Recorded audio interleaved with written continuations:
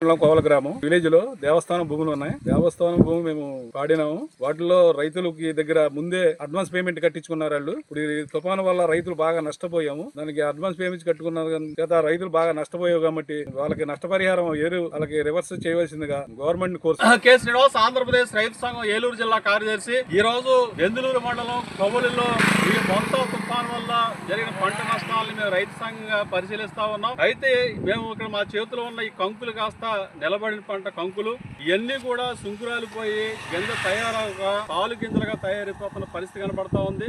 తప్పలుగా తయారైపోతున్న పరిస్థితి ఉన్నది. పాలు పోసుకుని గింజ కట్టే దశలో ఇవాళ తుఫాన్ వచ్చి ఇవాళ అన్నదాతకి తీవ్ర విషాదాన్ని నష్టాన్ని కలిగించిన పరిస్థితి ఉన్నది. మరి ఇక్కడ పంట నష్టాలు నమోదు చేయాలంటే ఈ రోజు పంట అంతా కూడా పడిపోయి ఉండాలని చెప్పి చెప్తా ఉన్నారు. రెండోది, పంట నష్టాలు నమోదు చేస్తే ఎన్యూమరేషన్ లో ఆ సర్వే నంబర్ లో ఆ భూమి కనుక ఎక్కిస్తే ఆ భూమి మీద పంట మేము మళ్ళీ కొనుగోలు కేంద్రాలు కొనమని చెప్పి చెప్తా ఉన్నారు. అంటే ఇవాళ ఎకరానికి 35-40 బస్తాలు వచ్చి దిగుబడి కాస్త 20 బస్తాలకు పడిపోయే పరిస్థితి ఉన్నది. మరి మిగతా 20 బస్తాలు ఎక్కడ అమ్ముకోవాలి, ఎవరికి అమ్ముకోవాలని అర్థం కాకుండా ఇవాళ పంట నష్టాలు నమోదు చేస్తే కనుక మేము మొత్తం ఆ సర్వే నంబర్లో ఆ భూములు మేము పంట కొనమని చెప్పేసి ఇవాళ రాష్ట్ర ప్రభుత్వం కొత్త నిబంధనలు నిర్ణయించడం చాలా అన్యాయం అని చెప్పేసి భావిస్తా ఉన్నాం.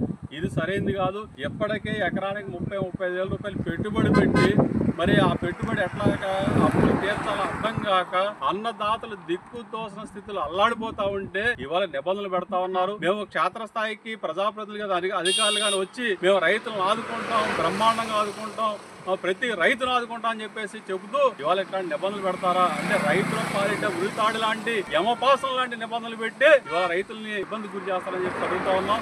ప్రధానంగా ఇవాళ కౌలు రైతులే పంటలు సాగు చేస్తా ఉన్నారు. మరి కౌలు రైతుల పేర్లు ఈ క్రాప్ లో లేవు, CCRC కార్డులు లేవు. మరి ఏ రకంగా చూసినా కౌలు రైతులు తీవ్రంగా నష్టపోయారు, అప్పులు పాలవుతా ఉన్నారు. మరి ఇట్లాంటి పరిస్థితుల్లో నిబంధనలు సడలించి నష్టం జరిగిన ప్రతి పంటని నమోదు చేసి ఎకరానికి 25,000 రూపాయలు, వరి పంటకైతే 25,000 రూపాయలు నష్టపరిహారంగా చెల్లించాలి, ఉద్యాన పంటలకైతే ఎకరానికి 50,000 రూపాయలు నష్టపరిహారం చెల్లించాలని చెప్పేసి మేము రైతు సంఘంగా డిమాండ్ చేస్తా ఉన్నాం. పంట నష్టాలు నమోదు చేస్తే మేము ఆ పంటను కొనమని చెప్పేసి నిబంధనలు ఏవైతే ఉన్నాయో అట్లాంటి నిబంధనలు వెంటనే సడలించాలి. లేని పక్షంలో రైతుల్ని, కౌలు రైతుల్ని సమీకరించి పెద్ద ఎత్తున ఆందోళన చేపడతామని చెప్పి సందర్భంగా మేము తెలియజేస్తాం.